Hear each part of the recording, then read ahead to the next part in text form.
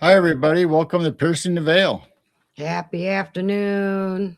Yeah, happy afternoon. We have a UK guest, so we're doing the afternoon, so it'll be evening for our guest, and it works out just perfect. So I should say good evening, UK. Good afternoon, US. Welcome in, everybody. Yeah, So we yeah, got a few people surprise. popping in. Yep, surprise. Ron early. I hope everyone's staying warm. I know the Midwest is absolutely freezing. We look like a snow globe. In a winter wonderland, we got like what 5 inches of new snow yesterday. Yeah, so we've had up to what 14 inches before this. Now we had another 5, and So welcome to winter. but Mother Nature can't make up her mind. And one day it's a snowstorm, blizzard, windy, sunny, 40 degrees. And we got Wednesday, it's going to be 40 degrees out. Nice. Nice. I'm ready for the warm weather. So, well, let's see. I will welcome in Gary and welcome in Dark Flame and welcome in Kara Dog. Welcome in, you guys. I know more people will be popping in. They don't know that we're on this afternoon. So we'll have more people popping in here soon. They'll probably be tuning in our regular time and we won't be on, but they can watch the replay. And there's Clay. Welcome in, Clay. So anyway, you want to let them know who's coming on? And there's Jason. Yes. Welcome in, Jason. So like I said, we have a UK guest. It's Mark Olly, and we've had him on before, and we're going to be talking about the Templars, some history and maybe some secrets or conspiracies, and we'll see what we can get to, because like we were talking with Mark behind stage before we came on the show, that you can go hours and hours talking about the Templars and what they did and didn't do and what's real, what's not real. So it's always a fascinating subject. Yeah, it's going to be a fun rabbit hole. And see what we can come up with. And I know the folklore is probably different in the UK also. Yeah, I don't know. Sometimes I think everything's worldwide, but then it seems like the US has different things than what maybe the UK has. Mm-hmm. So I don't know. We'll have to see what Mark says. Yeah, well, let's bring him on. We'll find out. All right. Welcome, Mark. Yeah, welcome back. Yep, good to be here. I'm having snow envy. We don't have snow over here. We just have horrible, cold, wet rain. So, you guys are in the best place. Yeah, I mean, this where we live, we literally can have 4 seasons in one day. I mean, we can go from bright and sunny to nice and warm. I mean, to us, 40 degrees when it hits 38, anything above freezing in the winter is nice and warm for us. So we just have like a sweater or something on while we're outside. Like today, it was like, what was it, 9 degrees? I was out there in a sweatshirt and sweatpants. I think in the UK, they'd probably say we only have 1 season now. That's wet, more wetter, less wetter, more rain, less rain. And it's just like that all the time. And every now and again, we probably get about 2 weeks in a year when we get sort of proper summer, but it's just how it is. It's what you get to be in the Northern Hemisphere. What really gets you is when you have clouds for several days. And then today the sun came out and it's so bright. You're not used to it. Yeah, we have that. We have a lot of clouds over here. It's just how we are nowadays. Which is a shame, but there you go. Yep. Can't get away from it. I was just saying earlier on as well, if you viewers are wondering why I look like I'm radiant, I've switched cameras and I'm not very confident with this new one. So it's not that I've died and gone to heaven and we're channeling this, it's just this is my new camera, which unfortunately looks like a cheap mobile phone, but I'm sure at some point I'll fix it. Yeah, you'll get it dialed in. Yeah, it's your halo. It is. I'm radiant for Christmas, Yeah. Yeah, the beard's gone, but the halo's developed, Oh, dear. That's awesome. So just a short plug for anybody that's watching this later or watching this live now. We have updated our merch store. So if you go to midwestnightwatchers.printful.me, you can get all kinds of nice Midwest Nightwatcher swag and churro sound swag. And we added some new American Legend shirt. We have the Dog Man on there. So you can get Bigfoot, you can get Mothman, you can get Dogman in a t-shirt now for Midwest Night Watchers, and all of our logos, the Night Owl Lounge, and all kinds of stuff. So there, now we got that out of the way. Our shameless plug. All right. Yeah, if anybody wants any of mine, it's easier. Just go and type my name into Amazon. Everything that's up for sales on Amazon is about $9 on there. So I'm pretty sure people will remember that. Are you working on a 10th book? Oh yes, there's one in Yeah. process. Yeah, I was talking to the publisher today about it.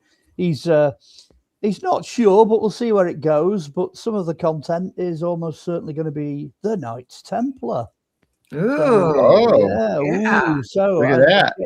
Getting that one in early. It's going to be the end of next year before it's done. It's quite a big book. Yeah, it's gonna have some interesting new information in it, I'm sure. So Cool. So, watch this space. Well, in fact, if they want to watch the space, come and find me on Facebook, because I put all my adverts up on the Facebook thread, so they'll know when it's due. Yeah, very good. So everybody make sure you go to Amazon and check out Mark's books and go to his Facebook group and join that, or his Facebook. I don't know if it's personal or It's me. It's just me. you. I mean, there's a couple of thousand people on there, so it's more like a group, but it is only me. And it's definitely me. If it's the guy that looks like me, and that's me. So yeah, there's no cheating involved.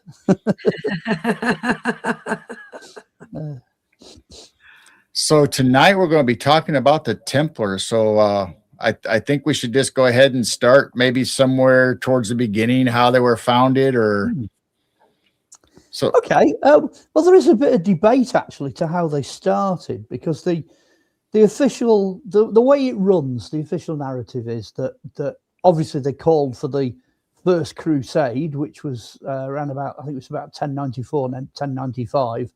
And they set off on that First Crusade in 1096. So everybody's going off on crusade. They all get to Jerusalem in 1099. There's a massive ding dong at Jerusalem. People are getting injured, some warriors are dying, etc. So the first order of knights, and this is really where it all begins, that get their act together, are the Knights Hospitaller. And they're the guys that wear the sort of 8-pointed Merchants of Amalfi logo, equal arm cross, which is based on the hospital in Jerusalem. So they lay down their weapons and they start tending for injured knights. Fast forward a little bit and you get to round about, you flipped over into the 1100s. You've got pilgrims now that are coming out there all the time. And round about, it's said in 1118 that that's where the Templars begin. They sort of, decide to go down the same route as Hospitallers, form an order of knights. But actually, there is a suspicion that there was the militia or the Order of Christ that formed a bit before that, round about 1114. So the interesting thing is the Knights Hospitaller are recognised in 1113. And then you get this letter from a bishop in France that mentions this militia of Christ a year later. And I've always had it in my head. I'm pretty sure this happened. All the pubs for the different orders are all next to each other. So you'll have, Knights of Lazarus, Knights of the Holy Sepulchre, Knights Hospitaller, Knights Templar. They're all next door. And I'm pretty sure the Templars and the Hospitallers must have bumped into each other somewhere in a pub. And the Hospitallers have said, this is a great idea, lads. You really need to do this. You need to get yourselves together, come up with a name, form an order, and get a charter, get a declaration from the Pope that you officially exist. Because then you can start, acquiring buildings, charitable donations, you can, everything just takes off the minute you're established. So I think actually, indirectly, that the Hospitallers and the Templars were working side by side, and there's quite a lot of evidence to support that. Especially because in 1127 the Hospitallers pick the weapons up and go military again. So you've ended up with like two orders then that can fight. You've ended up with Hospitallers and Templars by 1127. This is where the first mystery comes in, though. Knights Templar, they decide they're going to form to protect pilgrims on the road from Jaffa to Jerusalem. It's a long road. There are tens of thousands of Moorish knights in the Islamic forces all around Jerusalem, all in the Holy Land, thousands of them. There are 9 Templars. So it's a great idea, but it ain't going to work. How are you going to protect pilgrims on the road? And just to make it an even bigger laugh, they've only got 4 horses. So, the famous Templar seal of 2 knights on 1 horse. Oh, yeah. Yeah, that's because they had 2 knights to 1 horse. There's nothing mystical about it. It's not some weird, sexual rite or initiation, or it's nothing to do with that. It's a sign of poverty because they could only afford it. I mean, a horse back then, you've got to remember, if you wanted a war horse, that's like investing in a Porsche 911. It's going to cost you a lot of money for a war horse. And at the beginning, they just didn't have that. So, that's kind of where they're coming from. But the interesting thing is where they put themselves, because they are called Templars because their main base, if you like, it's now the Aqsa Mosque, but it's known as Solomon's Stables, and it's literally built into the side of the temple platform. So this is where people start, putting 2 and 2 together and coming up with 22, because once they got in there, they started tunneling. I mean, up to about 20 years ago, the guides would show you where the Templar tunnel was. They're tunneling towards the foundations of the old temple, the 3rd temple, the one that was destroyed by the Romans in 70 AD, Herod's temple. They're tunneling away. They're tunneling towards it. Now, that's as far as we know. We've got the tunnel. We know the digging. We don't know what they found. We haven't got a clue. Could have been the Ark of the Covenant. It could have been another library like Nag Hammadi or Dead Sea Scrolls. Could be the temple treasures, if they hit the treasury. They're the world's first archaeologists because they've got a target and that's what they're going for. And it's quite clearly planned. That's probably the primary reason why they're there. What we do know, though, is whatever it was they were tasked to find, they certainly found something, because by the time you get into the 1120s, they're filthy, stinking rich. There's only 9 of them, still only 9 of them, and a few recruits. That's all there is by the time you get into the 1120s. But they have succeeded. Whatever mission they decided to undertake, they hit the target. They hit pay dirt. They got to where they were going. Yeah, because we don't know if they were after gold or jewels or religious artifacts. Or even dodgy theology. I mean, at this point, everybody assumes, 1,000 years ago, there was nothing around, no Dead Sea Scrolls, no this, that, and the other. That is actually wrong. The Dead Sea Scrolls at this point, yes, they're 700 years old, but once all the Crusaders got out there, they realized that the Sufis, the Muslim holy men, still had all of that information in their possession. There were scrolls coming to light during the Roman period, 400 AD, 500 AD. People were just stumbling on them all the time. And of course, that far back, there's an awful lot of people around who can still read them. Right. I mean, who knows what they copied as well? Language didn't just stop. They were still, copying them into codex, into books, into scrolls, all kinds of things. There's a load of papyrus, actually. This will add to the mystery. If you want to go check out the Oxyrhynchus papyrus, and it's a big word, but it's a city in Egypt. They were out there one day just, excavating like archaeologists do, and they hit the city rubbish dump. And you'd think, archaeology is rubbish. That's all they're going to find is rubbish. That's all they're going to get. But no, what they actually hit was where this city had been throwing its waste scrolls and its waste paper for about 300 or 400 years. They've got thousands of pieces of written material, pieces of books that they thought were lost forever, lost Greek plays, lost philosophy, this, that, and the other. So the pattern that's emerging now is actually, rather than being, a wilderness of literature, certainly the Middle East was just an absolute thriving hub of information. So based on all of that, I'm going to say I think that the first thing they found when they got into the temple ruins were scrolls. I think they hit some written material. The Romans were interested in them. The Jews couldn't get back in there to recover them. They just got lost. They got buried in amongst all the ruins. So I think that was probably the primary thing they found. The secondary thing was probably gold, silver, artifacts, treasure. Whether or not they found the Ark of the Covenant, that's open to debate. Some people have the conspiracy or the theory that they have the head of John the Baptist. Okay, I'm going to blow everybody's mind. I'm going to say, yeah, I think they did. The reason I think they did, Wow, they were still producing. The Templars disappeared. They go in the 14th century. They go in the 1300s, which I'll come to later. But up into the 1400s and the 1500s, they were still producing these little like reliquaries with the face of John the Baptist on. You can tell it's John the Baptist, by the way, not the Turin shroud, because generally his beard splits into two.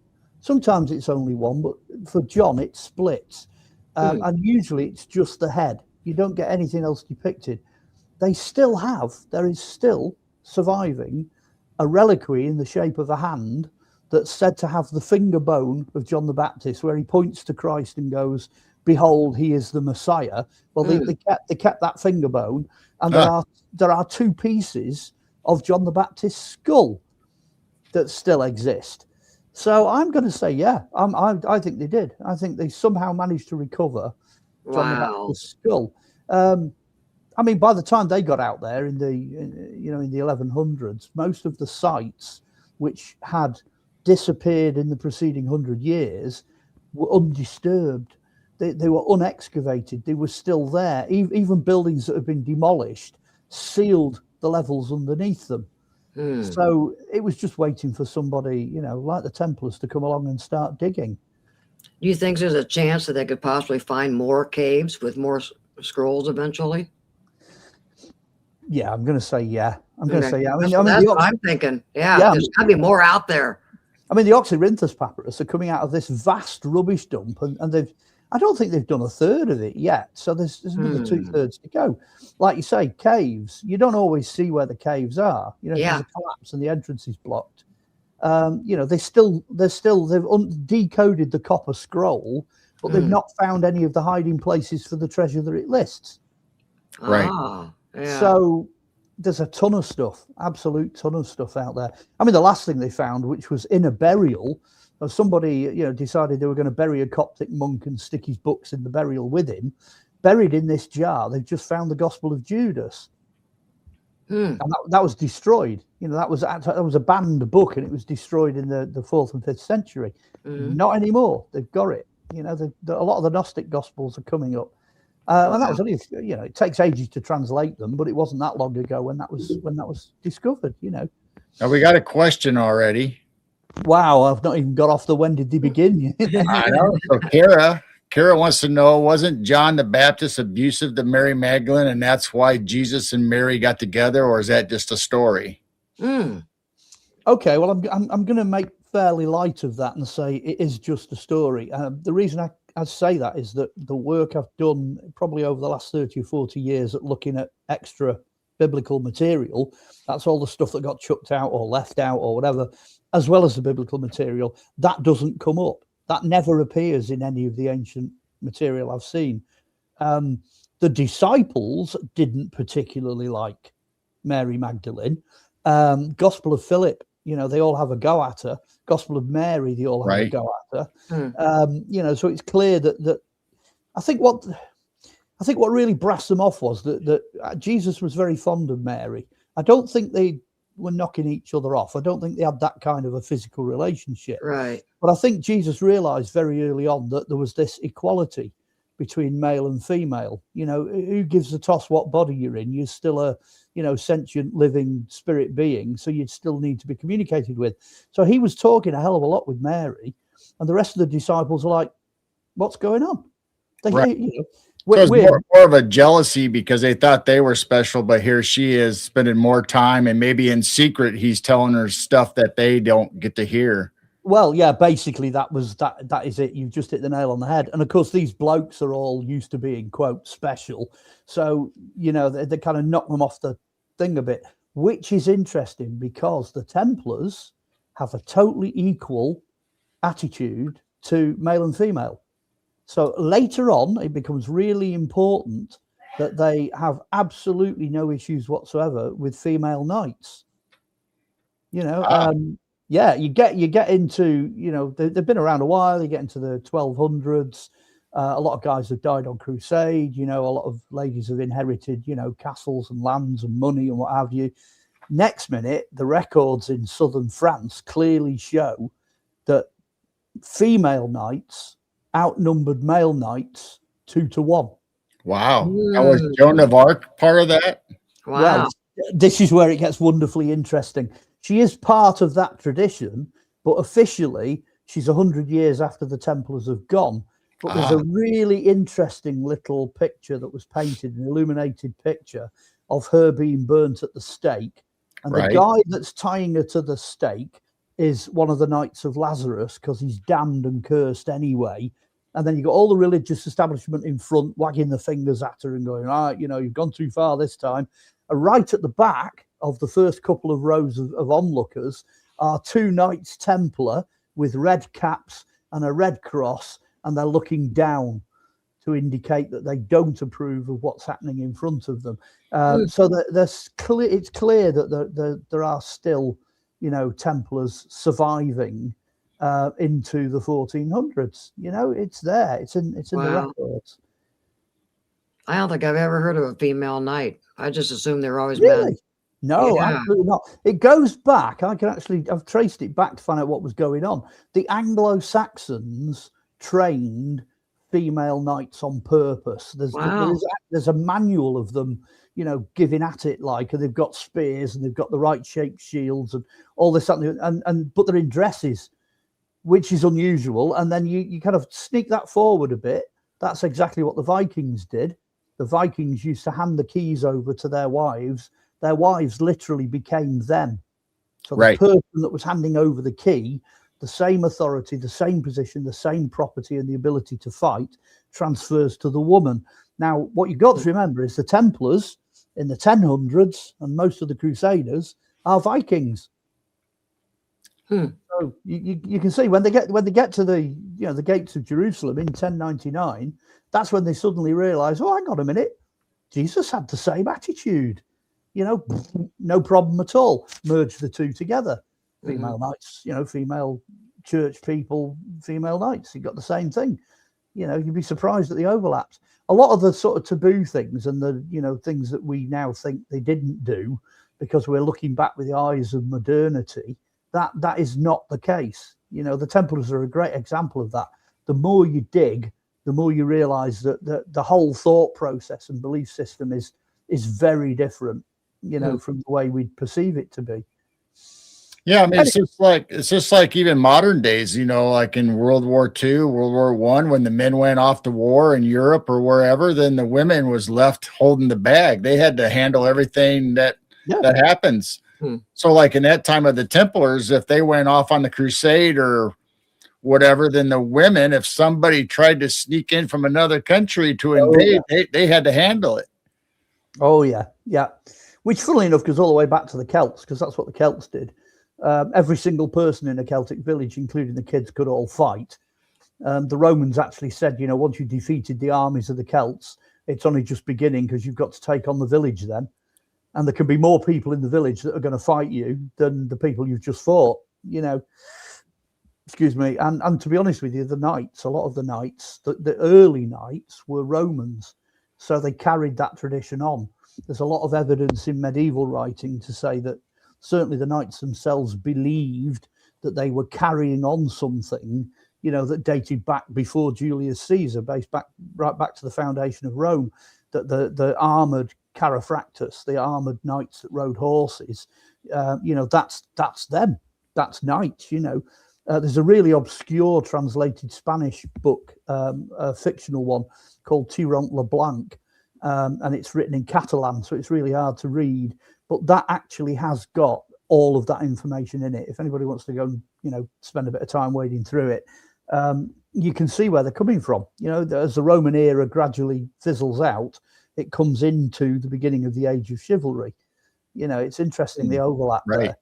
So no, I mean the Knights didn't develop in isolation. I mean the Celtic Culdees, the warrior monks that came at the end of the Roman era in the 300s and 400s, they all carried swords. They traveled in threes, but they carried swords because Jesus himself tells his disciples before the arrest in the garden, he tells them to sell the cloaks and sell the shoes and what have you, and go and buy swords because they're going to need them. That's in the Gospels. He's telling them to do that, which of course I think they ended up with 2 swords, and that's the one that Peter chops the guy's ear off in the garden, right? With, because he was told to go and buy it to defend himself. So they picked up on that. And you had this idea that you could defend yourself. You could go off and, wage a holy war if you wanted to. Bernard of Clairvaux came up with that. He was the monastic who in France who wrote this treatise all about, how it's justified to go to war on behalf of God. This kind of idea which fueled all these crusades. Again, that's late 1000s, just before the first crusade. So we haven't gone off topic. We've not gone completely off topic, not yet. Well, we got another question. Was Joan of Arc kind of one of them, or was one of them, wasn't she? Right. Okay. By definition, so if you actually look at what she believes and where she goes and who she's talking to and what she's doing, and by definition, the answer is yes. The only bit that's missing is the label. She doesn't have a label. But so she didn't actually belong to the Templars. Well, she was just kind of like how their persona was. Well, no, she's a good example of I mean, we're going from the beginning to the end, if you like. The Templars were outlawed in 1314. Boom, that was it. The leaders were executed. They burnt in a fire pit on the River Seine. But that was in 1314. In 1380, which is a lot later, the Pope forgave them, absolved them, and said they're not guilty. They didn't do anything. That document was only found in 2007 in the Vatican archives, but they were absolved of all wrongdoing. So if it's after 1380, then technically speaking, you could be a Templar again. You could be a Catholic Templar. There wouldn't be a problem. Whether or not you would use that label, I don't think you would call yourself a Knights Templar. It's when you get this blooming of other orders, like Order of the Garter, Order of the Round Table, all these other different knights that suddenly appear in the sort of mid to late 1300s. They are all Templars that have just rebranded, basically. That's really what you're looking at. Well, that kind of leads up to the next one. Did the Templars start Freemasonry? Gosh, that is a $1 billion question. That's a cracker. Good job, dwarf. Yeah, the best answer probably lies with Scottish Freemasonry. I mean, the world over, everybody's like, oh, Da Vinci Code, Rosslyn Chapel. Right. It's that whole bucket of stuff. But from an archaeological point of view, Scotland is out of the reach of the Pope. He has no authority in Scotland, not in medieval times at all. Over here, Edward III was the king that decided to say to the Templars, you'd better get lost, lads, because trouble's coming. So they all fled out of England in 1334. They all fled out of England and went to, Wales, Ireland, and Scotland. So they're up there in Scotland. They're fighting for Robert the Bruce at Bannockburn. That's why the English packed up shop and went home, even though they outnumbered the Scots 3-1. Because, they're the SAS. That's what the Templars are, the special forces. And they wear black and white. So, you don't pick a fight with them. So they're up in Scotland. But you look at the clan burial grounds. This is the key. The Templars have a very specific type of burial. The way they do the stones with the cross on, with various different cross symbols. It's an equal arm cross. They have this thing called a Calvary at the bottom. They have various symbols on the stone, like swords and shears and, Masonic tools and all this sort of thing. Well, if you go up into the burial grounds to have a look at what the clans are doing, those burials start in about, the late 1000s, early 1100s. Then you've got the 1200s. Then you've got the 1300s. Then you think, right, these burials ought to be stopping now.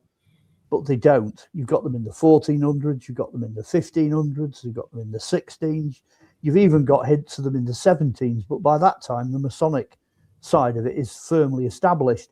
So there is no break. There's no break at all in that side of Templar orders in Scotland. So I'm going to stick my neck out and say chances are that's what it was like everywhere where there was no Pope. And then all of a sudden, of course, like I say, 1380, the Pope goes, hey, guys, you're all forgiven. So they all come out the woodwork. You know, you've got mercenaries coming out. You've got other orders of knights coming out. You know, they're coming out from everywhere. So there's every reason to believe they survived. Freemasonry owes its beginnings to the 1600s, going into the 1700s. 1723 is the charges when they sort of put it into writing, if you like. So there's absolutely no reason to dispute the fact that the Hospitallers and the Templars added that material to Freemasonry. You know, I don't see a problem with that. Masons are fantastic, though, for engineering things backwards. They will come up with histories and stuff like that where they piece things together that kind of, you know, in retrospect. But I don't think that's a problem with Templars and Hospitallers. I think they were going that way. I've got a fantastic picture, medieval picture, that's dated about 1420, and it's the Knights Hospitaller. I think they're on somewhere like Rhodes or Malta, and they're building this fortified harbour. Of course, at this point, the Templars have been gone 100 years, but you've got the Grand Master of the Order of Hospitallers ordering the Freemasons, ordering the Masons in what to do and what to build and how to build it. Now that, only 100 years after the end of the Templars, that is a clear indication of what the situation was. And of course, everything that was Templar got handed over to the Hospitallers. That's how they got round paying, you know, the King of France, Philippe the Fair, when he shut the order down and raided them all on Friday the 13th of October, 1314. There was nothing there for him to steal. He never got any of the money or territory or property or anything, because it all went straight to the Hospitallers. Because he actually owed them a huge amount of money, and they actually owned 2/3 of France at this point. Well, what about current day Templars? You think they, you know, if there's a group of them claiming that they're modern Templars, are they connected to the Masons also, or you think they're a separate group? Okay, I'll try and keep it as simple as I possibly can. In the modern age, I think there are three distinct categories of Templar. Okay, your first one is Masonic. So the Masonic Templars can possibly, as I've just explained, claim some origins with the original Templars.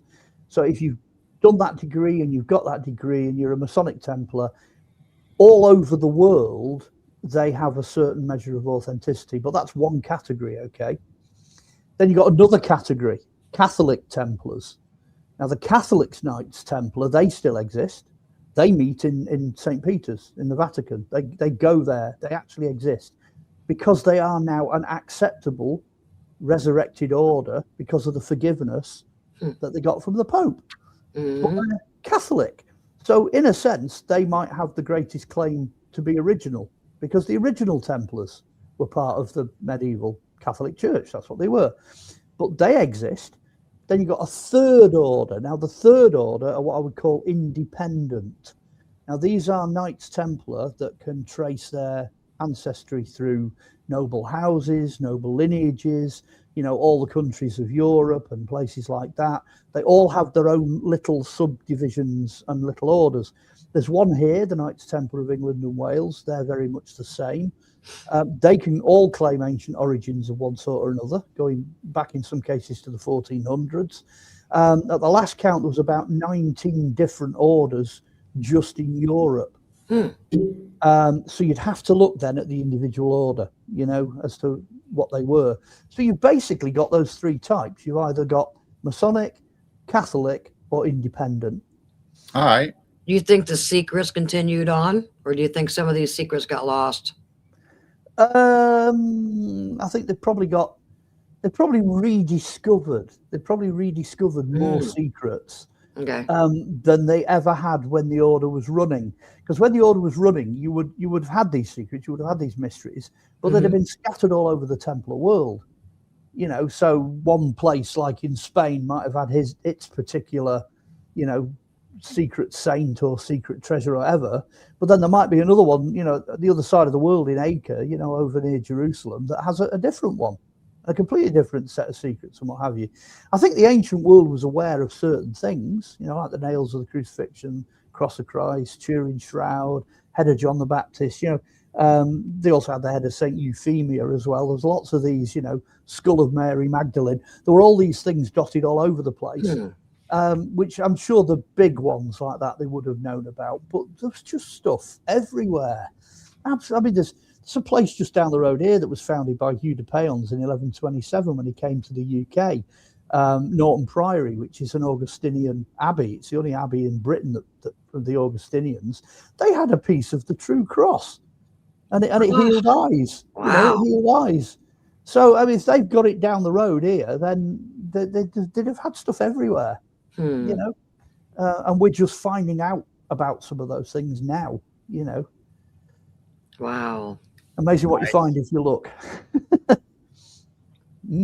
So let's go back and talk about when the Templars used to like guard the Christians when they were on their crusades, or they were actually exchanging money, where you would give them your valuables, and then when you got to wherever you were going, supposedly they had a voucher for you. So how did that work, or is that true? That is absolutely true. What they would do is you would go, let's say you went to the preceptory here in Manchester and you had 100 gold coins, but you didn't want to get robbed. You didn't want that stolen by pirates or bandits or whatever on the road.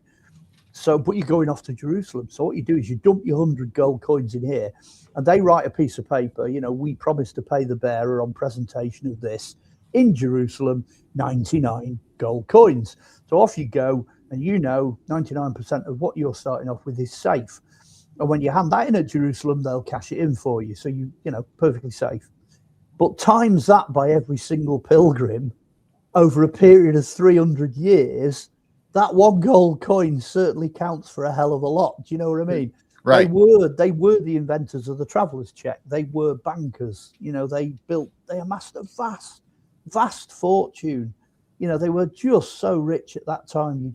You wouldn't believe it, which is not bad going. I mean, the Second Crusade and the Third Crusade, they covered those crusades as well. The famous Red Cross, which they completely cock up when you see it on the History Channel. They look nothing like that. But that famous Red Cross was only issued by the Pope for the Second Crusade. So there's a number of mistakes. You know, you've got this, you know, guy rabbiting on History Channel, and here we see the Templars, you know, coming up to Jerusalem on the First Crusade. They're all dressed in bright white, which is rubbish. They have this massive red cross on the front, which is like a target. You know, the army that they're up against have compound bows. You know, the Moorish archers are renowned. They could hit an apple off a guy's head at 1,000 meters with these bows. So you're not going to come flying down, you know, a hillside on a horse, dressed in brilliant white with a whopping big target on the front. Right. It's rubbish. You know, it's absolute nonsense. And it wouldn't happen in the First Crusade anyway. So what they're granted this. It's about the size of your hand. That's the size of the Red Cross. And you wear it on your shoulder, or here on your shoulder, or in a worst case scenario, over your heart. Wow. And then the white robes are not white at all. The authentic depictions show them wearing black, brown, blue, various sand colors like yellow and orange and things like that. And the closest to get to white is cream. And the cream color is because they couldn't bleach. They didn't have bleach. So if you're wearing linen or you're wearing wool, it's going to come up looking a creamy color. And all the knights allowed everything to go rusty, to get dirty. You know, they took the polish off everything. They let the chainmail go brown. They did everything they could to be invisible. You know, I mean, blue is a weird color, but dark blue, if you get in a desert environment and you're in the shadows, it'll just look like a shadow. So you know, they were masters of camouflage. Hospitallers were exactly the same. They wore the same range of colors. You know, maybe the odd flash of green here and there, but the vast majority of it were desert colors. So So they usually get that wrong. So where we were going, I've completely lost me thread now. So besides the exchange of money and Yes. guaranteed there, did they actually go with any of the Christians on the trails to protect them, or was it just point to point? Well, by the time you get away from the First Crusade, so they've now got established, they've got the charter, they've got the systems in place.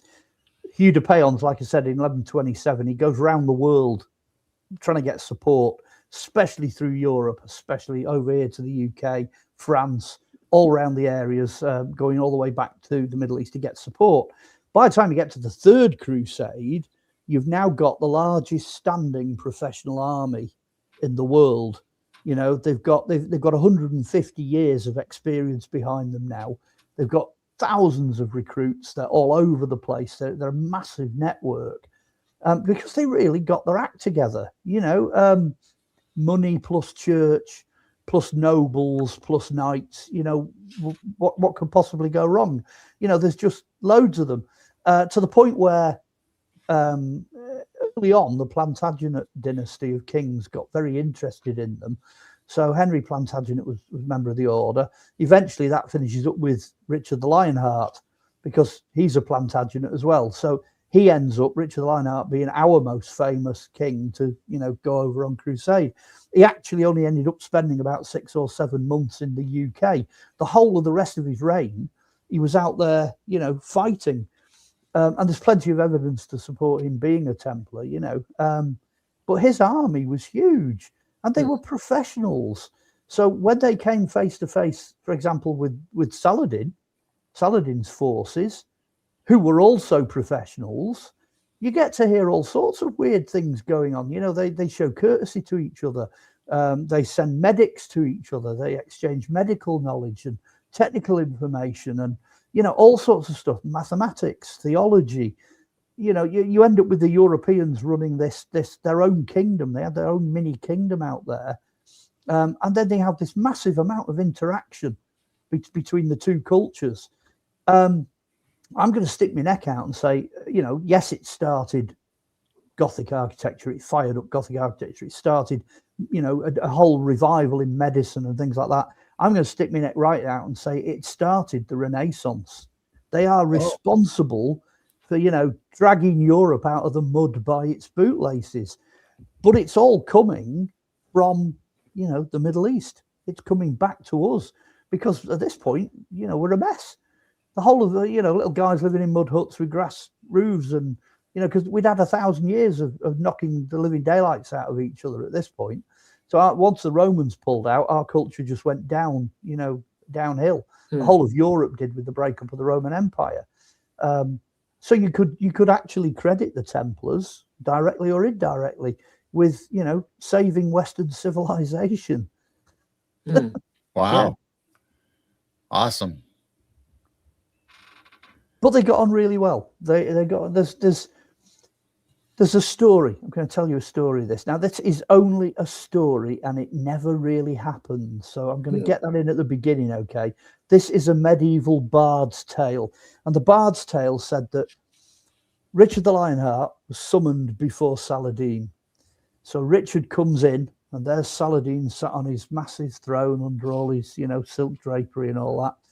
So Richard the Lionheart marches up to this wooden platform that he's sat on, and he bangs his double-handed broadsword into the platform, looks at Saladin and goes, "We are here in the might and power of the Crusaders of Europe, you know, to conquer these lands for God, for Christ, you know."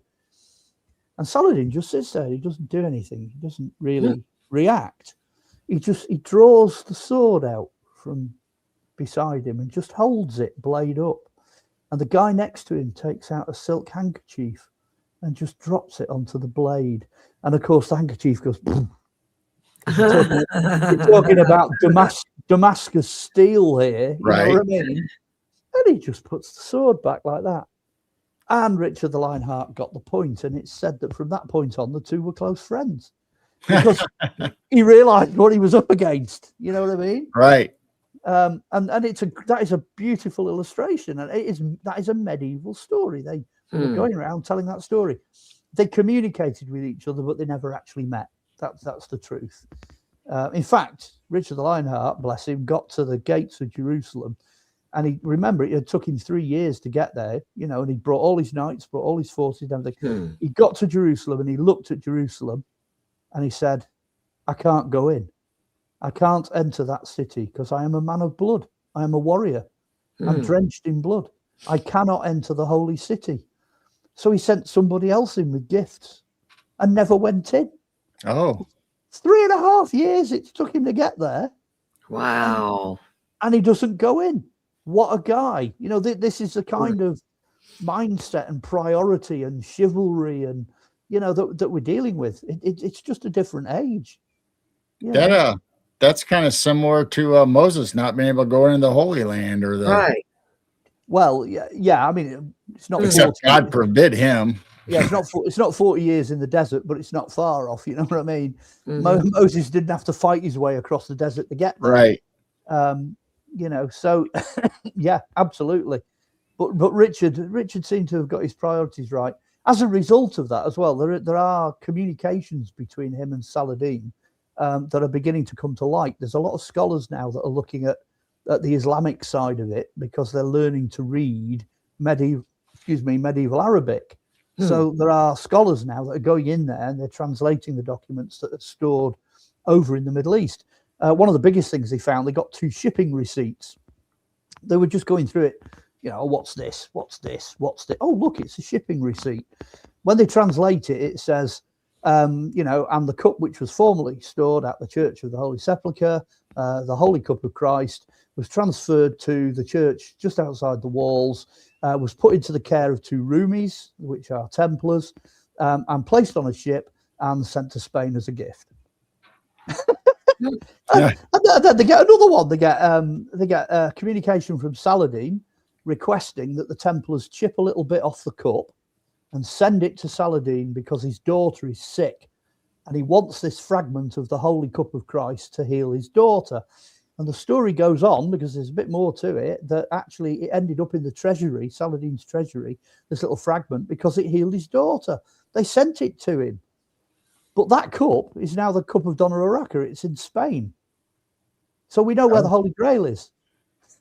But it was shipped there by Templars because of this developed relationship between the 2 supposedly warring, opposing sides. There's a great bit. If you ever watch Kingdom of Heaven, Saladin is one of the characters in that particular movie. Watch the director's cut. It's brilliant. And they have this peace talks just outside Jerusalem right at the very end. So this character Balin says to Saladin, he says, so why is Jerusalem so important? What does it mean to you? And Saladin looks at him and he goes, nothing. And then he starts walking away. Then he turns around and he goes, everything. And it's like, yeah, you just nailed it. Yeah, you just nailed nothing it. but everything.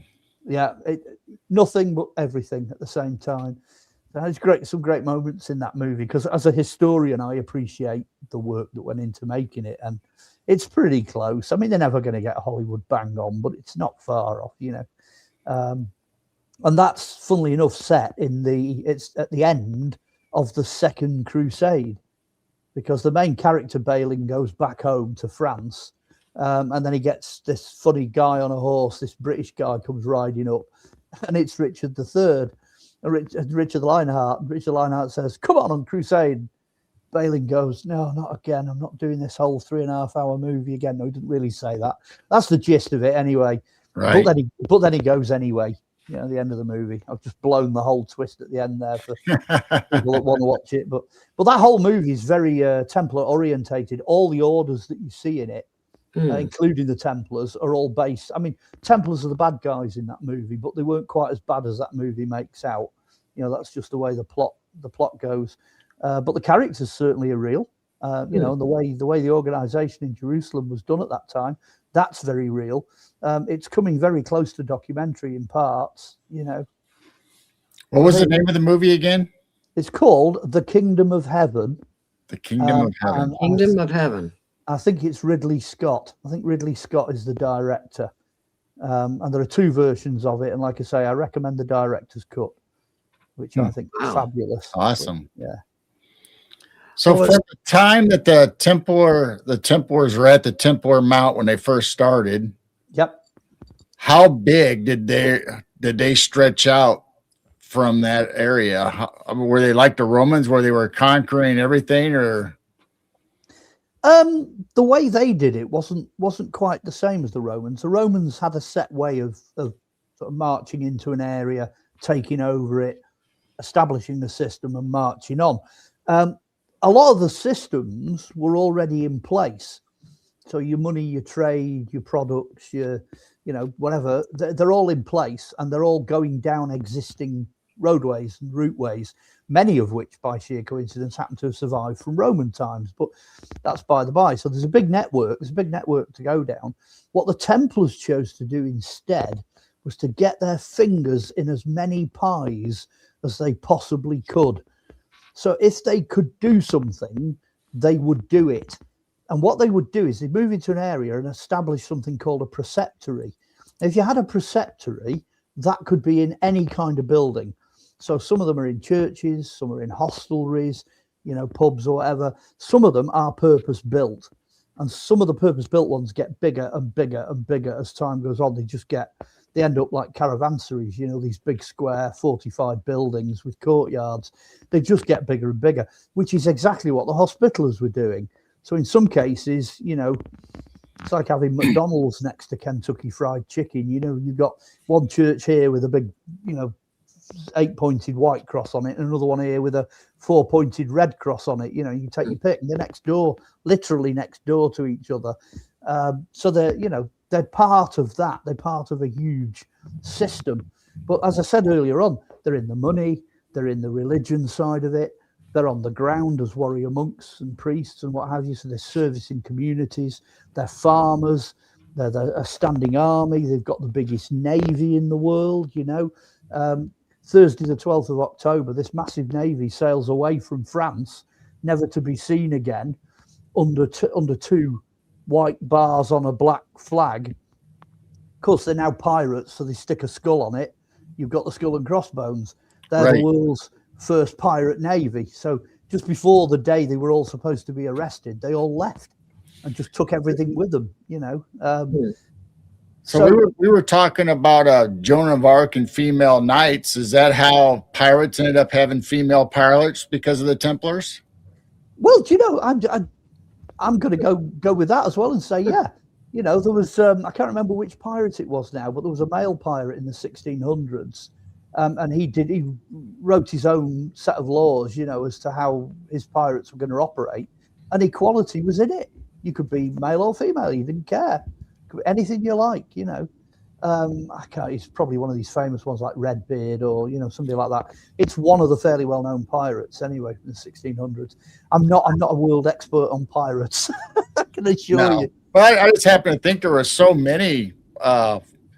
We don't really hear about it all the time, but there's a lot of female buccaneers and pirates at the time. And then we talked about the Templars, so I thought maybe that's why we had female pirates. Well, that sense of equality, like I say, was there in history. You find it in history to either a greater or a lesser degree.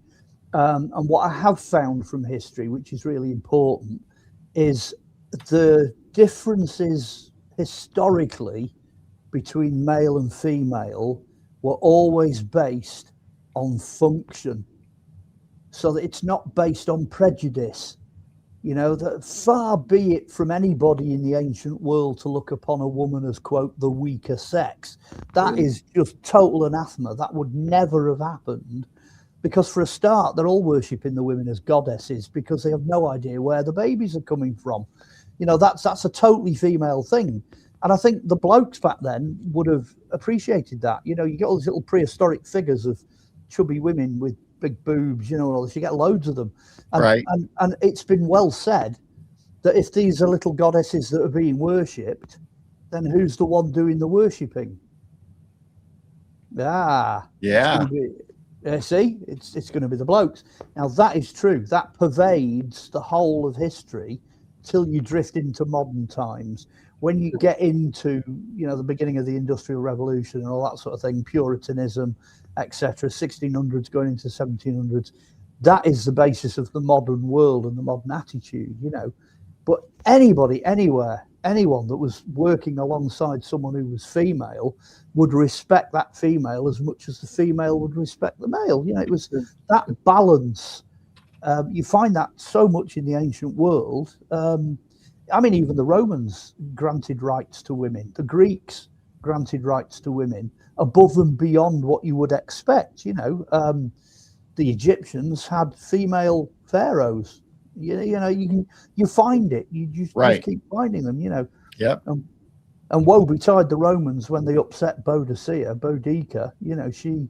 She burnt a third of the British Isles. Romans with it. She flattened London and Colchester and a load of other things as well. She was that angry because they'd insulted her tribe and her daughters and her family and, killed her other half. She took over the role of her husband, who was now dead. Just off she went, automatically. And that pervades a lot of that, that period of history. So I think we'd have been quite surprised to discover how many ladies went on crusade. I think we would. We'd be really quite surprised because there were quite a few. Wow. Well, let me switch it up a little bit from the ladies. What about Saint Christopher, that was known to be a dog man? Was he a Templar? The saints are a bit of a dodgy subject because they are quite specific to the way the church grew, the way it became, and they're always saints in retrospect, if you understand what I mean. So you wouldn't be walking around going, "Hey, I'm Saint Paul," or "Hi, I'm Saint Peter," "Hi, I'm Saint Christopher," whatever. What they tend to do is they tend to build the mythology of sainthood when the person's gone.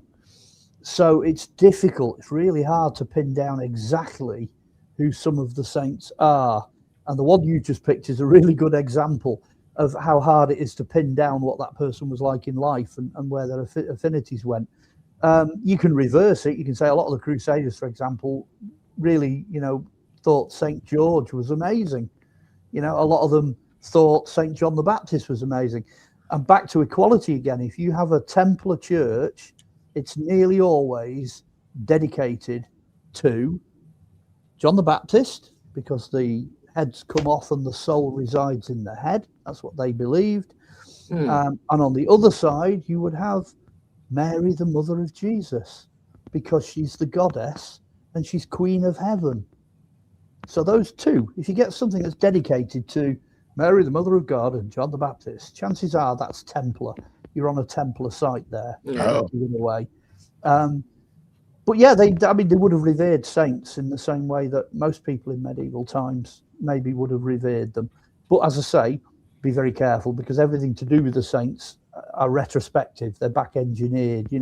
Even some of the remains. The skull of John the Baptist. We can't be certain that's what it is. Because a lot of where these things are being found and the way they're dug up, and they miraculously appear right on cue when they're needed, and there might be more than one of them, which, gets really confusing. So, it's a whole minefield if you go down that route.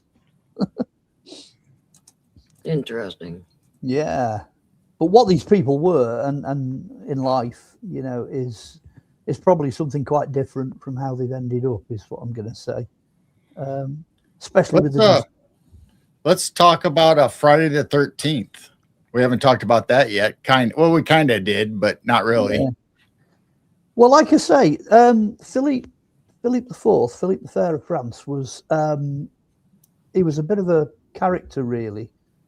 He borrowed a huge, vast amount of money off the Templars, and he gave 2/3 of France away in bits and bobs to the Templars.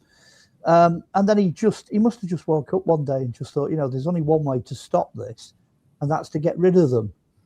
So he went to the Pope, and I think the Pope at the time actually said, "No, I like the Templars, I'm not getting rid of them." So because the Pope was at this point in France, not Italy, he appointed his own Pope. So he kind of overrode the Catholic Church, and then got this new anti-Pope to actually dissolve the Templars, to get rid of them. So it was a stitch-up job right from the start. And when the guy's being burnt at the stake, this is quite a famous curse. It's the curse of the Templars. When the preceptor of Normandy, Hugh de Payens, and Godfrey de Saint Omer, who are the two that are running the Templars at this point, when they're being burnt at the stake on an island in the middle of the River Seine, I think it's Hugh de Payens shouts out and he says, right, King and Pope, we'll see you both in hell before the end of the year. Now, everybody at this point laughs because the Pope is dead young and the King is dead young. Now, you know where I'm going with this. Before the end of the year, Pope and King are both dead. So clearly the reach of the Templars, or the curse of the Templars, didn't just end in 1314. You know, there'd have been a huge amount of overlap. When they came to arrest everybody had left. They'd gone. They'd sailed away in the day before with the Navy. Somebody had tipped them all off. So you got like 2 men and a dog, and that's it, in a preceptory. So in the entire of France and most of Europe, they only managed to arrest about 500 Templars. That's still quite a lot, but a lot of them were sort of old men, people in training, right, etc. What they didn't do, they didn't arrest any of the infrastructure. So, your cooks, your stable hands, people that are making stuff for the Templars and looking after Templar properties. They didn't arrest anybody who was female. Oh dear, they missed that one completely. Oh my! So all the tentacles are still out there and functioning. Exactly, and Wow. some of the knights again who got wind of this, they just scattered. So some people say, oh, they took all the money and disappeared off to Switzerland, which is why there's a white flag with a red cross in the middle of it. There's all these other orders are popping up all over the place. Because they're independently joining, like, the Fleur-de-Lis, which are an order, but Anglo-Scottish French. They're based on mercenaries that went off to serve someone that was out of the Catholic Church's reach. They just went off and served nobles that were non-Catholic elsewhere. As I said over here, the Edward I, II, and III all liked the Templars. So 3 kings did nothing about it. They just left them where they were, right into the middle of the 1330s. So they had plenty of time to gather all the stuff up and clear off, or hand it over to the Hospitallers. So there was just no. It was more like a speed bump on a road. It was more like a hiccup than a total wipeout. And then, like I say, 1380, they're absolved of all wrongdoings, etc., etc. What is interesting is that the list of accusations that were levelled against them. So this is what the Catholic Church is saying they've done wrong. Like worshipping a head, worshipping a strange god, spitting on the cross, doing weird things to goats and cats and all this kind of stuff. When you actually read that, fast forward about 300 years to the 1600s, and they are the same verbatim list of accusations that were leveled against the witches. Oh. So what started off as an accusation against the blokes as Templars ended up as the accusations used against the witches, because they'd done it once, they could do it again. They just dug the same. Right. They didn't even bother to change the wording. They just came out with it. I'm serious. Came out the same set of accusations all over again. So, wow. So it was, like I say, it was a real stitch-up job. They did a really bad job of trying to get rid of them. Everything just vanished. Everything of value, just disappeared. So how long did we have 2 popes? How did we settle that? How did we getting back to one pope? I'm pretty sure eventually the one in Italy won. I think the Catholic Church sorted its act out, because there was this period of the 2 popes where they had 2 of them running at once, and they just basically waited till one of them died and then, readjusted the way they were doing things and took it back to Rome. So, there was even a possibility at one point of there being a female pope. Have you heard of that? No. A female pope. Yeah, there was. It's an interesting story. I can't put a date to it, but I can tell you it was in medieval times. Wow. There was a lady who sat on the papal see, and she was dressed as a bloke, and she, Pope Joan, I think her name was. But anyway, she wasn't known to be female at first. And that's the reason. That's the reason why. And I hope I'm not out of order in giving this away.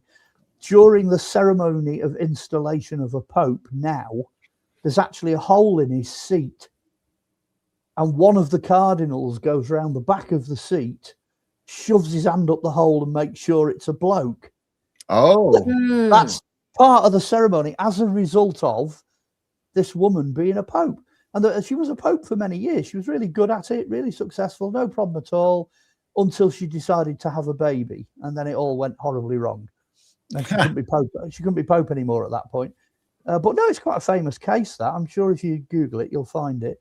But that might actually be in the period of the Templars, or certainly shortly after their demise in the 1300s. I'm pretty sure where that story sits. I've never told anybody that story before, so I hope I got my facts right. I'm pretty sure it's Pope Joan. I mean, I knew that he went around the throne or the seat, but I didn't know why or what was going on. Now Wow. you know. So Friday the 13th was when they were arresting him or trying to kill him, and that just happened to be on Friday the 13th, right? That's why we have the superstition. Yeah, absolutely. Yeah, that's why it's an unlucky day, because of the arrest of the Templars in 1314. Wow. Friday the 13th of October, 1314. That's what it is. So then when they sailed away, hang on, I'm going to correct myself. It wasn't 1314. It was 1307. Friday the 13th of October, 1307. The trial of the Templars and the execution was 1314. It took them a while to get round to it. Wow. Yeah. So when they got tipped off and sailed away with their treasures or whatever happened, is that when the conspiracy or the theory that they went to Oak Island and these other places where they say the Templars were found? In a nutshell, yes. I mean, to be honest with you, you could say, okay, the whole Navy went somewhere. So you could say, right, it went to Scotland, or it went to Ireland, or it crossed the Atlantic and ended up in the Americas, or et cetera, et cetera. Or it could have split up. Right. It might all be equally true. You know, maybe only 3 or 4 ships got as far as Oak Island going in that direction, you know. It was interesting on Oak Island, though, when they came to look at the structure that caused the shaft to flood. They got the actual caulking, if you like, the padding. It was all coconut fibre that was used to create the channels. When they dated that, it came in the 1200s. So, you know, that's a possibility. Excuse me. I mean, carbon dating, what have you, proper dating, it's plus or minus about, 40, 50, 60 years. So I'm going to say, yeah, it could be. It could be the Templars. They certainly had the skills. Right. To do that. Yeah. They had the sailing ability and all the ships, and yeah, they definitely had the wealth. And the masons and the knowledge of technology and hydrology, etc. Yeah, they certainly could have done that. Yeah, certainly. There's a lot of Templar stuff actually coming out now in the Americas. I'm kind of eagerly watching it. I mean, one of our famous Templars over here is the St. Clair family of Rosslyn, and one of the St. Clairs, along with another guy, James of Glun, sailed across in, I think it was the 1240s. Or 1250s, got across to America. So you got the Wexford Knight, that's James Glun of Glythe is there. You've got the round tower that looks like a Norman tower. Some people say it's a windmill, but other people say it's more like a castle tower. And then over here in Roslyn Chapel, we've got American corn cobs decorating one of the windows. Right. From around about 1242. So clearly there was some, transatlantic something or other going on. I mean, there's the argument as well that Irish monks, in the 900s and the 1000s made it across there as well. So I think there's a lot more transatlantic communication than we think. The Templars, that's a pie they would have had their fingers in. They would have known that the Vikings made it all the way across to Greenland, and that they would have had access to all of that information, maps and what have you. Because the Vikings made it into Minnesota, right? I think there's And then the Templars, they're more on the East Coast, southern, where we find the stones with their their inscription or the Templar marks? Yes. Yeah, absolutely. I saw a fantastic film actually this year. I can't remember her name, but there's a lady that's documenting South America. Now, at this point, there's nothing in South America as far as anyone knows. She's found a cave that was used by the Templars. And we know that because it has a Templar cross carved over the top of it. And she's gone in. She's in the jungles of South America. She's gone in and filmed this thing, you know. So it's beginning to balloon a bit. It's getting bigger and bigger and bigger. I'm sure she won't mind me mentioning that. She's quite a well-known producer, but that's a kind of exclusive. You know, she's gone out there. She's made at least 2 1-hour programs of the search for the Templar cave, and I'm fairly convinced she's right. You know, it looks right to me. Wow. Well, let's go back to Scandinavia. Do you think that the Templar had any treasures or anything in Oak Island, or do you think that's just one of their landing points? The way it's beginning to look to me is that somebody at some point, possibly in the late Viking age, so let's say either side of 1100, 1000, 1100, when they'd already got to Greenland, somebody somewhere had a map. And one of the features that they must have put on that map was Oak Island. Because when you're sailing towards that coast, that's a great island. You know, you can see it's a great place to pull in. So I think it was marked on a map somewhere. That map then got copied. It continued to the point where that's why on Oak Island you've got stuff popping up from the 1200s, 1300s, 1400s, 1500s, and so on. I mean, we know for a fact in the 1400s, Columbus, who sailed over incidentally in 3 ships with Templar crosses on the sails, because his dad was a part of an order of knights. You know, so you'd see scattered Templars and, you know, ships that are being reused and all this, that, and the other. He sailed across on maps, using maps from the previous century. So I'm totally convinced that the presence of America, you know, the Piri Reis map is a good example. It shows the coast all the way down to Antarctica, you know, right. And I think Oak Island was one of those places where it was like a pin on the map. And everybody that copied maps added Oak Island because they knew where it was. And that's why you find so much stuff there. You know, so many weird, wonderful oddities. So like you said, it's probably a hot spot where everybody had it on their map. So they hit that coast first, and then they come down the rest of the coastline, probably. Yeah, it's a great starting point. It's like, you know, if you want to come to England over here, I mean, we're a small island compared to, you know, a lot of other islands around us. Well, you'd fly into London, wouldn't you? You'd fly into London Heathrow. And then you go somewhere from there. And that's kind of the vibe I'm getting off Oak Island, because, you know, there's so much, you know, hard work gone into it, and technology and roads and things that flood and markers and weird structures and this, that, and the other. I reckon they've been popping on and off that island for a long time. You know, it's a base. It is definitely a base, possibly a supply base, you know, for moving further onto the American mainland. Treasure, not so sure. We get all kinds of nonsense posted on the internet nowadays. I don't know if they've, you know, dropped into this immense gold vault and found billions of dollars worth of gold or not. You know, you don't know what to believe, really. Right. So where did all their gold go? Right. Well, is it the backing of all the big financial? Yeah, some people. Yeah, some people think that it ended up in, you know, Switzerland, and it formed the foundation of Swiss banking, which it's not out of the question. But as I say, if they split up and they all went in different directions, yeah, you could go in one direction over land, you could end up at Switzerland. But what happens if you sail? You know, that's going the other way. It's going to take you somewhere else, you know.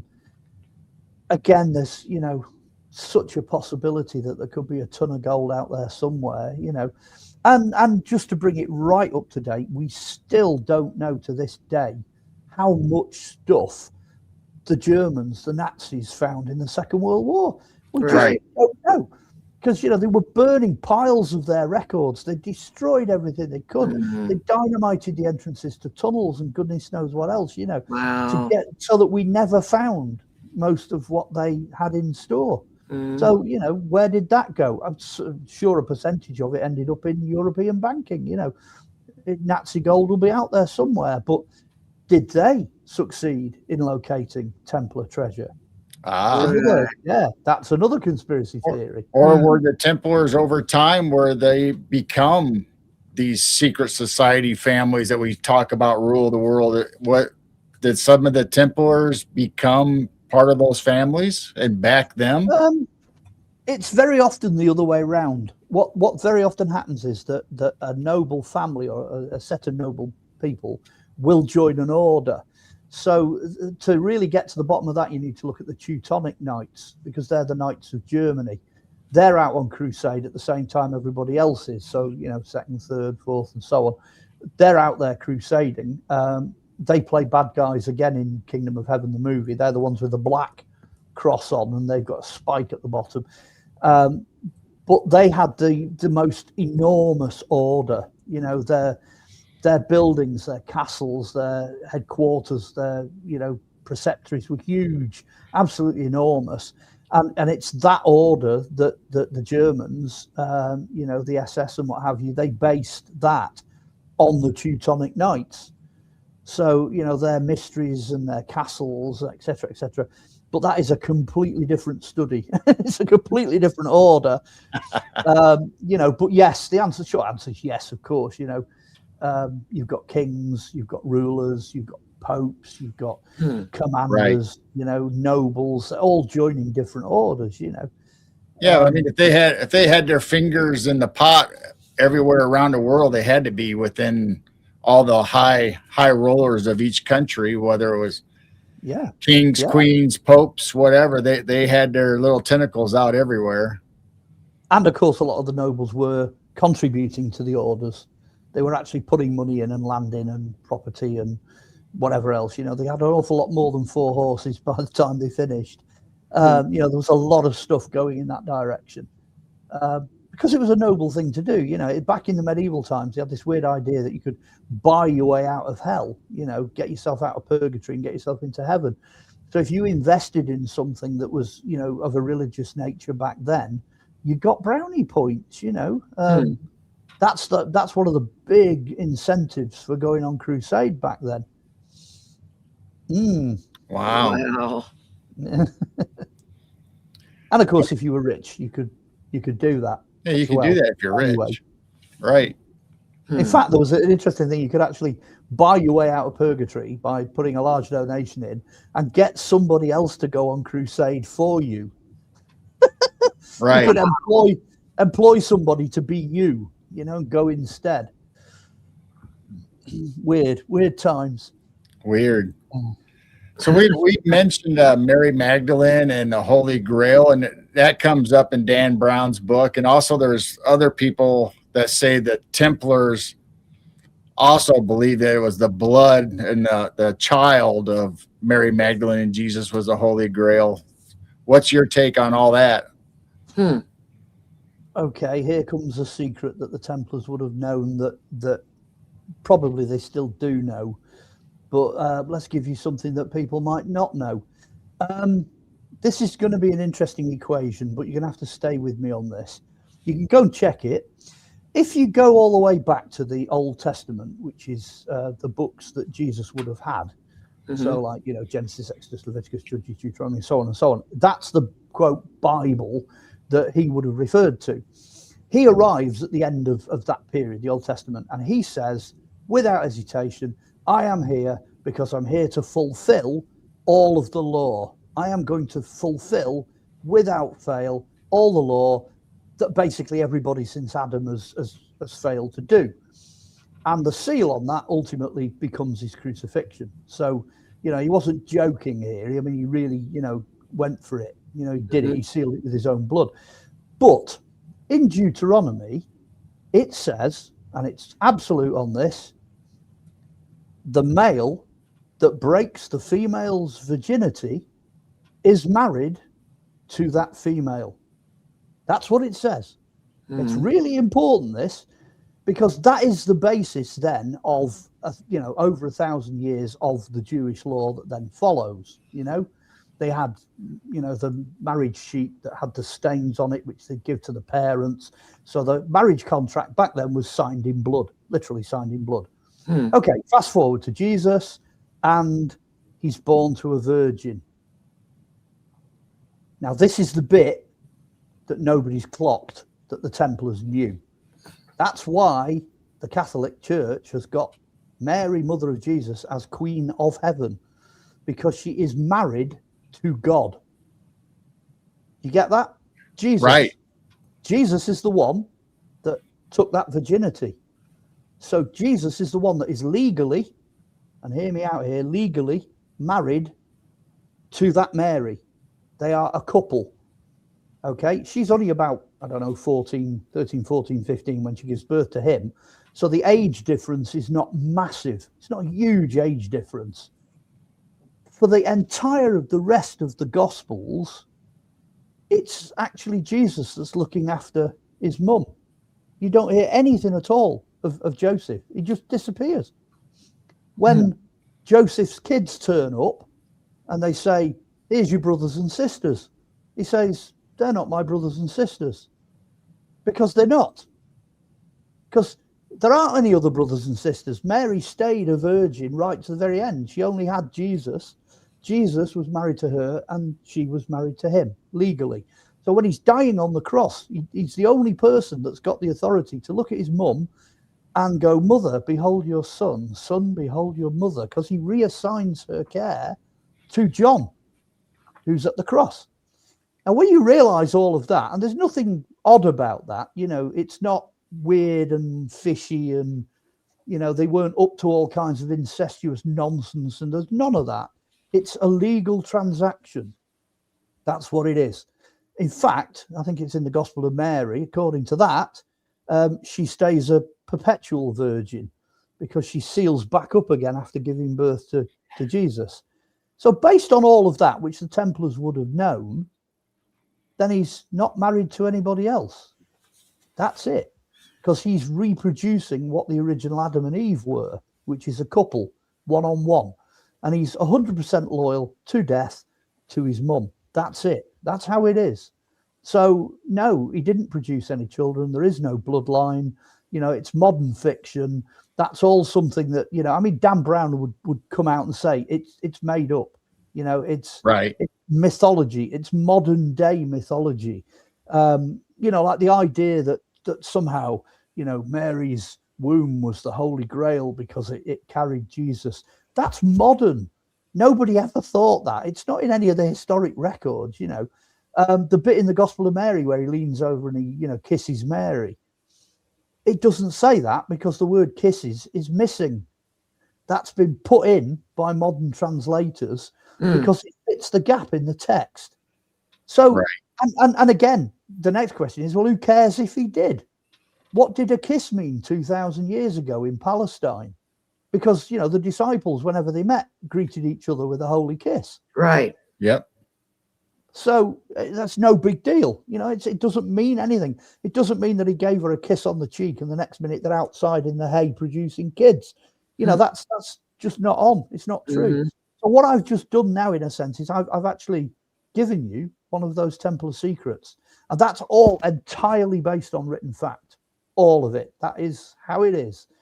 It's funny, actually, because I think it was, who was it who did the Holy Blood, the Holy Grail? Bagent and Lee. They did that book, and then Dan Brown produced the Da Vinci Code, and that went out. And then, the guys that did the Holy Blood, the Holy Grail said, hang on a minute, you can't do this. You've stolen all our material. We're going to take you to court. So they took Dan Brown to court. So off they go. They went to court. There's the judge. The judge is sat there. And the judge just basically went, you know what? Both of those books are fiction. They're both fiction.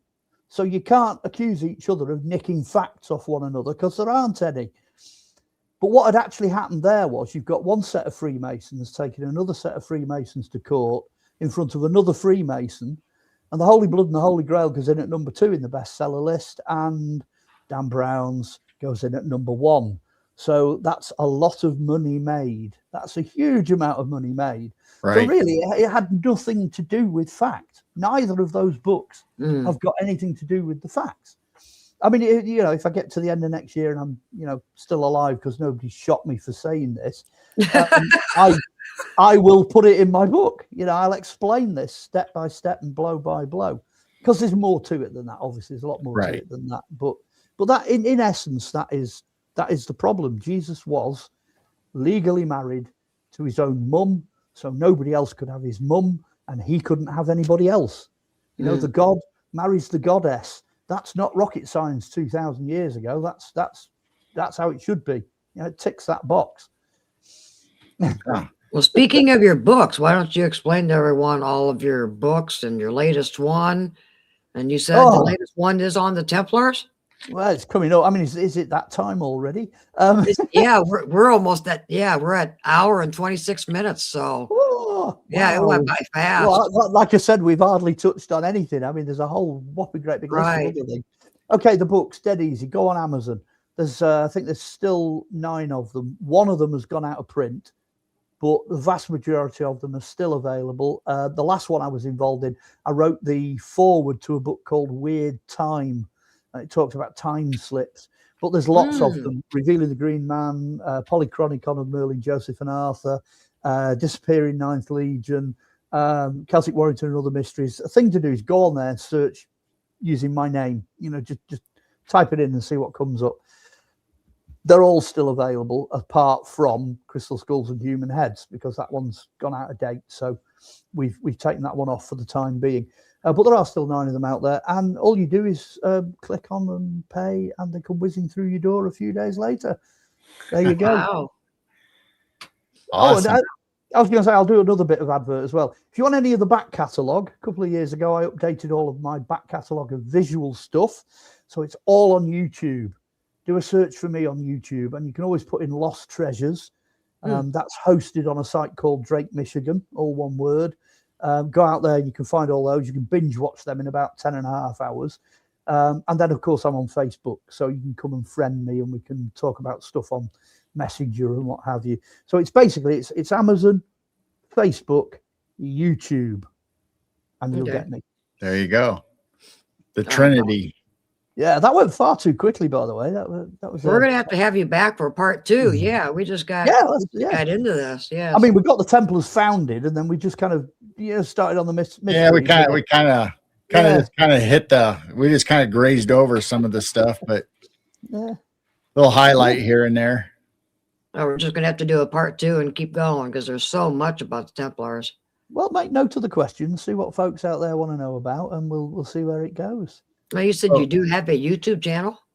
No, I don't. What I've done is all the documentaries, television programs. They would be on YouTube. Yeah, outtakes, past interviews. There's just a ton of stuff, absolute ton of stuff on there now.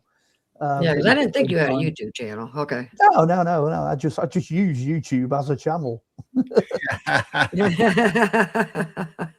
Oh dear. Yeah, this is just a fascinating topic. So. It's amazing how many other things that it sort of bleeds over. It covers so many other topics. So many. That's part of the secrets. It is indeed. Well, I've given a few away anyway. Wow. So we didn't ask you. I don't know, but are you a Templar? The short answer is yes. I'm a member of the Templars of England and Wales, Knights Templar of England and Wales, which is an independent order.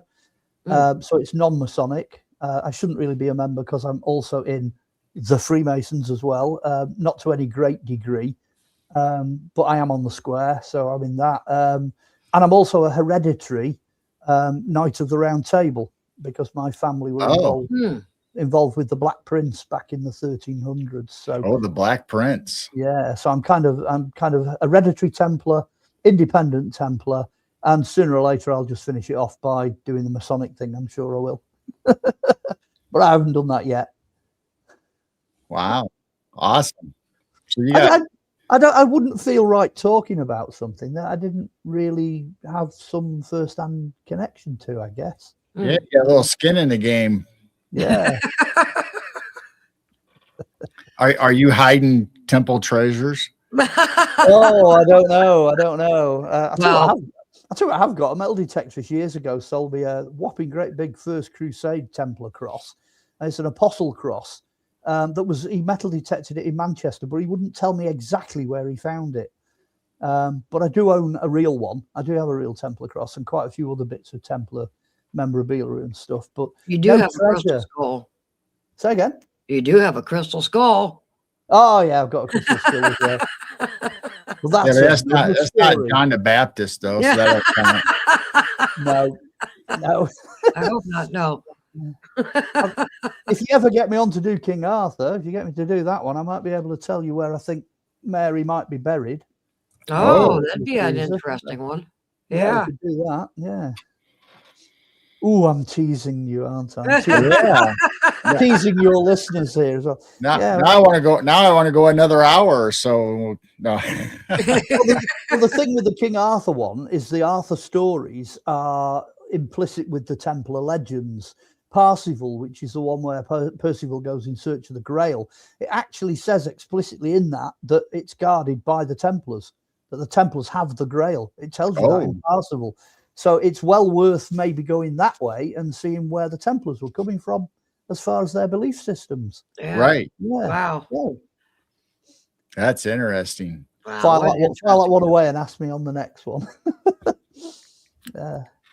We will. All right. Well, don't go anywhere, Mark. This has been fantastic, and we'll just go ahead and say goodbye to everybody in chat, and we'll talk to you when we're done. Excellent. See you on the other side. So thank you, everybody in chat that showed up, and anybody's going to watch in the future. Make sure we'll probably have a part 2 of the Templars. I don't know.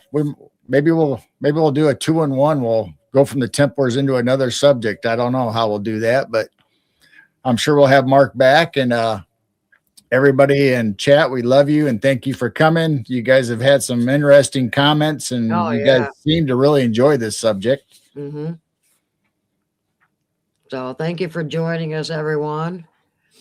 And like we said, much love. Everyone stay safe. Keep your head on a swivel, like Jessica says. Keep looking up. And keep your vibrations high. All right, everybody. We love you. Bye for now. We'll see you next time. Bye.